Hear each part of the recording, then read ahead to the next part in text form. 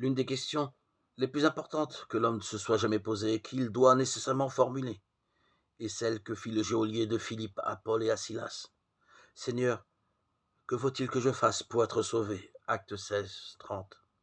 Trouver la réponse correcte à cette question, quoique d'une importance vitale, est assez difficile. On se livre à d'interminables discussions sur la nature et la signification du salut.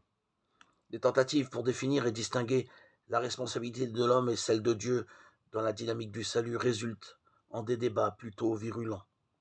Essayer de saisir le sens de termes tels que sanctification, justification, expiation et rédemption décourage quiconque est animé du désir de comprendre ce qu'est le salut, ce qu'il faut faire pour y parvenir. Jésus est le Sauveur, le Seigneur dont nous avons besoin pour expérimenter la joie et la certitude de notre salut.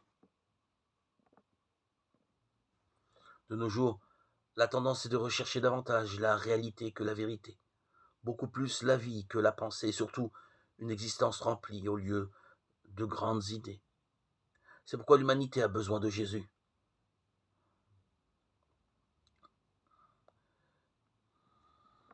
Jésus illumine la pensée, touche le cœur, stimule la volonté en nous révélant l'amour incommensurable de Dieu notre Père et nous encourage à la confession, à la repentance, à la consécration.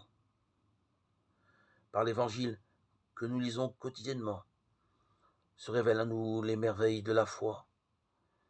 Sont dévoilés les moyens d'arriver à la croissance spirituelle et sont soulignés les bénéfices de la prière.